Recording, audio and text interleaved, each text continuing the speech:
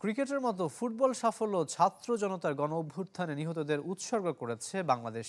সাফ যুব football champion হওয়ার পর কোচ মারুফুল হক দলের পক্ষ থেকে এ ঘোষণা দেন।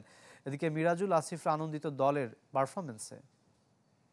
সকল দলের পক্ষ থেকে যে আমাদের গত মাস এবং এই মাসে যে অনেক ছাত্র জনতা তাদের মুভমেন্টে আত্মত্যাগ করেছে, সেটার উদ্দেশ্যে আমাদের এই ট্রফি উৎসর্গ করতে চাচ্ছি। প্রথমে আমি যে টপ স্কোরার হব এটা আমার চিন্তাই ছিল না, চিন্তার বাইরে ছিল একদমই। আমি চিন্তা করছিলাম যে আমার টিমটার আগায় নিয়ে যাওয়ার। 2022 সালে আমরা রানার্স আপ হয়ে অনেক কান্নাকাটি করছে মাঠের ভিতরে, সব আমার টিমমেট বা আমি সবাই কান্নাকাটি করছে। আমরা চাইছিলাম যে এবারে কান্নাকাটিটা যেন আমরা না করা লাগে, সবাই যাতে হাসি মুখে মাঠ থেকে যেতে পারি। এক্সাইটমেন্টটা আমার বলার মতো না। আলহামদুলিল্লাহ, আসলে এই অনুভূতি বলে বোঝানোর মতো না। আমার ক্যারিয়ারের আমার এখন পর্যন্ত আমি মনে করি আমার সবথেকে বড় অর্জন। যুবাদের সাফল্য ছুঁয়ে গেছে জাতীয় দলকেও। অনুশীলনে আলোচনায় একটাই বিষয় ছিল যুবাদের সাফ জয়। সেই দলের মিরাজুলের পারফরমেন্সে মুগ্ধ হেড কোচ হাভিয়ের কাবরেরা তাকে নিতে পারেন ভুটানগামী দলেও।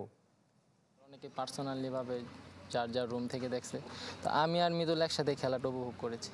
তো দুজন একদম বেড থেকে লাফ দিয়ে উঠেছিলাম, এরকম একটা অবস্থা হয়েছে। অনুজদের সাফল্য ছুঁয়ে গেছে অগ্রজদের। অনলাইনে যুবাদের সাফ জয়ের সাক্ষী হয়েছেন জাতীয় দলের ক্যাম্পে থাকা ফুটবলাররাও। রক্তক্ষয়ী অভ্যুত্থানের পর দেশে বন্যার হানা, অস্থির সময়ে কিছুটা হলেও দেশের মানুষকে আনন্দ দিয়েছে ক্রিকেট ফুটবল। সে ধারাবাহিকতা ভুটানের বিপক্ষেও ধরে রাখতে চায় জামাল ভুঁইয়ার দল। এখন মহিলা টিম ওরা সাফ চ্যাম্পিয়ন, এখন আমার আন্ডার 20 টিমেও সাফ চ্যাম্পিয়ন। সো ইনশাল্লাহ next year it will be hour year to become সাফ চ্যাম্পিয়ন। প্র্যাকটিসে আসার আগে আমরা সবাই বলাবলি করতেছিলাম যে ক্রিকেটও একটা ভালো সাফল্য এবং ফুটবলে তো আমাদের সামনে 2টা ম্যাচ আছে। যদি আমরা অবশ্যই আমাদের যে টার্গেট ওই টার্গেট অনুযায়ী খেলতে পারি, আশা করছি ভালো একটা রেজাল্ট হবে। বসুন্ধরা ফুটবলারদের ছাড়াই দ্বিতীয় দিনের মতো হয়েছে হাভিয়ের কাবরেরার পাঠশালা। বৃহস্পতিবার কিংসের সাথে প্রস্তুতি ম্যাচ খেলে শুক্রবার ঢাকা ছাড়বে টিম বাংলাদেশ, যে দলে জায়গা হতে পারে যুব সাফের টপ স্কোরার মিরাজের। সাফ জয়ী যুব দলের রাহুল, চন্দন, শ্রাবণরা আগেও জাতীয় দলে ছিল। মিরাজকেও অনেক দিন ধরে দেখছি। আমার মনে হয় সে এখন তৈরি, তবে তাকে নিয়ে কোনো তাড়াহুড়ো করতে চাই না। বুধবার স্ট্রেচিং ও ওয়ার্ম আপের পর দীর্ঘক্ষণ অনুশীলন করে বাংলাদেশ দল। এদিনও ক্লোজ ডোর ছিল কাবরেরার tactical session. Zahir Sagar, channel 24, Dhaka. 304 food grade stainless স্টিলে তৈরি, যা নিশ্চিত করে জংবিহীন সিঙ্কের আজীবন নিশ্চয়তা। আরএফএল কিচেন সিঙ্ক, স্বাস্থ্যকর কিচেনের চিরস্থায়ী সমাধান। হত্যা মামলা হলেও গ্রেফতার হবেন না সাকিব আল হাসান, এমন আশা আইন উপদেষ্টা আসিফ নজরুলের। অতি উৎসাহী না হওয়ার আহ্বান জানিয়েছেন তিনি। তবে সামনে এনেছেন আওয়ামী সরকারের আমলে আরেক খেলোয়াড় আমিনুল হকের জামিন না পাওয়ার বিষয়টি। এদিকে দুর্নীতি দমন কমিশনে সাকিবের বিরুদ্ধে দুর্নীতি অনুসন্ধানের আবেদন করেছেন সুপ্রিম কোর্টের এক আইনজীবী। হত্যা মামলার পর সাকিব আল হাসানকে দেশে ফিরিয়ে আনতে বিসিবিকে আইনি নোটিশ পাঠান এক আইনজীবী। কিন্তু ক্রিকেট বোর্ডের অবস্থান পরিষ্কার, দোষী সাব্যস্ত না হওয়া পর্যন্ত খেলতে বাধা নেই সাকিবের। সরকারের অবস্থানও পরিষ্কার হয়েছে আইন উপদেষ্টা আসিফ নজরুলের বক্তব্যে। আমি আশা করি সাকিব গ্রেফতার হবে না, এবং আমাদের পুলিশ বাহিনীকে আমি যতদূর জানি এরকম একটা ইনস্ট্রাকশন দেওয়া আছে যে অবিশ্বাস্য, অ্যাপারেন্টলি খুব অবিশ্বাস্য কিছু হলে যতটা পারা যায় আইনগত সীমার মধ্যে থেকে রেস্ট্রেইন দেখানোর জন্য আর কি। তবে একই সঙ্গে আওয়ামী লীগ আমলের ইতিহাস মনে করিয়ে দেন আইন উপদেষ্টা। বলেন, দেশকে সাফ জেতানো গোলকিপার বিএনপি নেতা আমিনুল হককে দিনের পর দিন জামিন দেয়া হয়নি। সাকিব তো আর বাংলাদেশ রাষ্ট্রের জন্য কিছু বয়ে আনে নাই, সাকিব নিজে অনেক কিছু অর্জন করেছে। আমিনুল তো বাংলাদেশ রাষ্ট্রের জন্য পুরস্কার বয়ে এনেছিল না, জাতীয় দলের ক্যাপ্টেন ছিল। আমিনুলকে যেইভাবে অত্যাচার করা হয়েছে তখন কি আপনারা প্রশ্ন করেছিলেন? আমিনুলকে তো জেলে ভরা হয়েছে, সাকিবের বিরুদ্ধে মামলা হয়েছে। হত্যা মামলায় গ্রেফতার না হওয়ার গ্রিন সিগন্যাল পেলেও দুর্নীতির নতুন অভিযোগ সামনে আসতে চলেছে সাকিব আল হাসানকে ঘিরে। বুধবার দুর্নীতি দমন কমিশনে সাকিবের বিরুদ্ধে দুর্নীতি অনুসন্ধানের আবেদন করেন সুপ্রিম কোর্টের আইনজীবী ব্যারিস্টার মিলহানুর রহমান নাওমি। শেয়ার বাজার কেলেঙ্কারি, জুয়া, স্বর্ণ চোরাচালান, কাঁকড়া ব্যবসায়ীদের অর্থ আত্মসাৎ সহ 6টি অভিযোগ এনেছেন তিনি। বর্তমান ক্রিকেটারদের পাশাপাশি সাবেকরাও পাশে দাঁড়াচ্ছেন সাকিবের। সাবেক অধিনায়ক রকিবুল হাসান মনে করেন হত্যা মামলা কোনোভাবেই টিকবে না, তবে ভুক্তভোগী যে কেউ সাকিবের বিরুদ্ধে দুর্নীতির অভিযোগ আনতেই পারেন। সাকিব মার্ডার করবে, আর ওই সময় তো সে দেশেই নাই, সে তো দেশের বাইরে, সে ফ্র্যাঞ্চাইজি খেলতেছে আমেরিকাতে মেজর কাপ, তারপরে সে কানাডাতে গেছে খেলতে, তারপরে সে ওখান থেকে আসবে। তো আমি মনে করি এই কেসটা উইথড্র করা উচিত, আমার আবেদন থাকবে।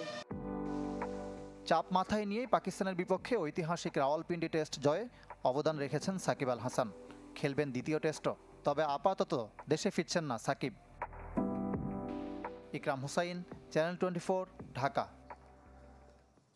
দুর্নীতি আর অনিয়ম রোধে ক্রিকেট বোর্ডের কাছে আর্থিক স্বচ্ছতা দাবি করেছেন সাবেক অধিনায়ক রকিবুল হাসান। গঠনতন্ত্রে থাকা অসঙ্গতিগুলো দূর করার কথা বলেছেন তিনি। বৃহস্পতিবার জরুরি সভা ডেকেছে বিসিবি। জাতীয় দলের হেড কোচ হাতুরু সিংহকে নিয়ে কঠোর সিদ্ধান্ত নেওয়ার আহ্বান জানিয়েছেন এই সাবেক অধিনায়ক। বিসিবিতে পরিচালকের সংখ্যা 23 জন। সরকার পতনের পর নিরুদ্দেশ অর্ধেকেরও বেশি। ফারুক আহমেদ ও নাজমুল আবেদিন যোগ দেওয়ার পর চলছে স্ট্যান্ডিং কমিটির রূপরেখা। একাধিক বিভাগের দায়িত্ব পেতে যাচ্ছেন টিকে থাকা 9 পরিচালক। সপ্তাহ ব্যবধানে সভা রেখেছে বিসিবি। নতুন সভাপতির অধীনে প্রথম, বাকি পরিচালকদের বাদ দেওয়ার আনুষ্ঠানিক 3 সভার দ্বিতীয় এটি। আয় ব্যয়ের হিসাব নিয়ে বিসিবির লুকোচুরি দীর্ঘদিনের। আছে দুর্নীতি আর অনিয়মের অভিযোগ। বোর্ডের কাছে আর্থিক স্বচ্ছতা দাবি করেছেন সাবেক অধিনায়ক রকিবুল হাসান। আমাদের সারা বছরের যে অর্থনৈতিক কর্মকাণ্ড যেটা হয়েছে, যে সারা বছরের আয় কত ছিল, কত ব্যয় ছিল, আমরা সেটা কেন আপলোড করব না? সেটা করে দেওয়া উচিত। জনগণের রাইট আছে, আপনাদের অধিকার আছে যে জানার। সাবেক 5 অধিনায়কের ভোটাধিকার থাকলেও সুযোগ নেই নির্বাচনে দাঁড়ানোর। গঠনতন্ত্রে থাকা এমন অসঙ্গতির সংস্কার চান রকিবুল হাসান।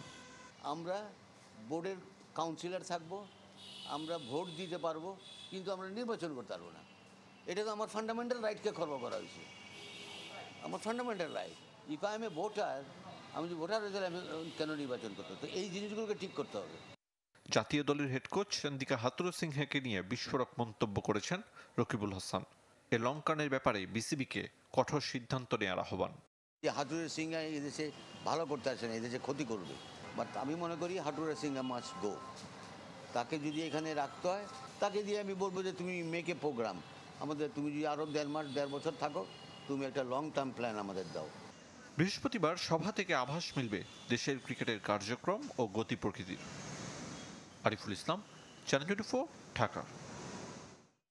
এবার জানাবো ইউরোপিয়ান ফুটবলের খবর। লা লিগা গোলশূন্য ড্র হয়েছে আতলেটিকো মাদ্রিদ এসপানিওলের ম্যাচ। রিয়াল সোসিয়েদাদকে 2-1 গোলে হারিয়েছে আলাভেজ।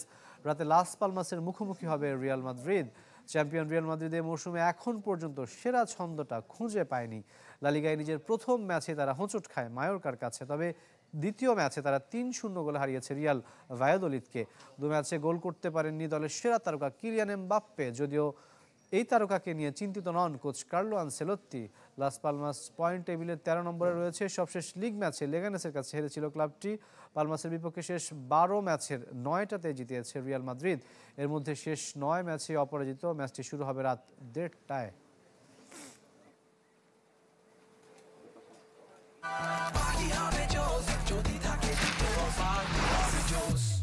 পাপরিকা আর মেক্সিকান মশলার মাইন্ড ব্লাস্টিং ফ্লেভারের ডিটোস পার্টি হবে জোস যদি থাকে ডিটোস। এবার জানাবো বাংলাদেশের পাকিস্তান সফরের খবর। পাকিস্তানের বিপক্ষে দ্বিতীয় টেস্ট সামনে রেখে অনুশীলন করেছে বাংলাদেশ দল। ঐতিহাসিক জয়ের পর মঙ্গলবার ইসলামাবাদ ক্লাব গ্রাউন্ডে অনুশীলন করার কথা থাকলেও বৃষ্টির কারণে সেটি বাতিল হয়েছিল। বুধবার রাওয়ালপিন্ডি স্টেডিয়ামে অনুশীলন করেছে মুশফিক সাকিবরা। সকাল থেকে বারবার বৃষ্টি হানা দিলেও অনুশীলনের সময় বাধা হতে পারেনি। পুরো দমে নেটে ব্যাটিং বোলিং করেছেন ক্রিকেটাররা। দ্বিতীয় টেস্ট খেলার কথা পেসার তাসকিন আহমেদের, তবে একই ভেন্যুতে টিম কম্বিনেশন ভাঙবে কিনা সেটাও দেখার বিষয়। 30 আগস্ট রাওয়ালপিন্ডিতে হবে দ্বিতীয় টেস্ট। এদিকে প্রথম টেস্টের ভুল থেকে পাকিস্তানি স্কোয়াডে যুক্ত করা হয়েছে 2 স্পিনার আবরার আহমেদ ও কামরান গুলামকে। ফিরেছেন পেসার আমের জামালও, কিন্তু তার খেলা হবে কিনা সেটি এখনও নিশ্চিত নয়। বৃষ্টির কারণে পরিত্যক্ত হলো বাংলাদেশ পাকিস্তান শাহিনস দ্বিতীয় একদিনের ম্যাচ। ইসলামাবাদ ক্লাব মাঠে খেলা শুরুর কথা ছিল সকাল 11টায়, কিন্তু টসই হয়নি বৃষ্টির কারণে। শুরুতে মাঠ ভেজা থাকলেও এরপরে নিয়মিত বিরতিতে বৃষ্টি আসতে থাকে। এমনকি ফ্লাড লাইটের আলোয় খেলা আয়োজনের চেষ্টা করলেও তা হয়নি। প্রথম ম্যাচ জিতে ইতিমধ্যে সিরিজে 1-0 ব্যবধানে এগিয়ে রয়েছে স্বাগতিক পাকিস্তান শাহিনস। একই মাঠে সিরিজ নির্ধারণের শেষ ওয়ানডে হবে শুক্রবার। আন্তর্জাতিক ক্রিকেটকে বিদায় জানালেন দাভিদ মালান। অস্ট্রেলিয়ার বিপক্ষে সাদা বলে সিরিজ স্কোয়াডে না রাখায় এমন সিদ্ধান্ত নিয়েছেন ইংলিশ ক্রিকেটার। 2023 বিশ্বকাপের পর জাতীয় দলের জার্সিতে আর দেখা যায়নি মালানকে। 2020 সালে টি-20 ব্যাটিং র্যাঙ্কিংয়ের শীর্ষে উঠেছিলেন এই ক্রিকেটার। খেলেছেন 22 টেস্ট, 30 ওয়ানডে আর 82টি টি-20। জস বাটলারের পর ইংল্যান্ডের দ্বিতীয় ক্রিকেটার হিসেবে সব ফরম্যাটে সেঞ্চুরির বিরল কীর্তি রয়েছে মালানের। সাদা বলের ক্রিকেটের সব প্রত্যাশা পূরণ হলেও টেস্টে ভালো করতে না পারার আক্ষেপের কথা জানিয়েছেন বিদায়বেলায়।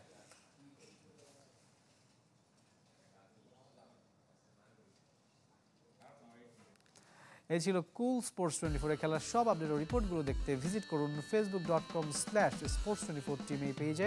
ধন্যবাদ এতক্ষণ সাথে থাকার জন্য।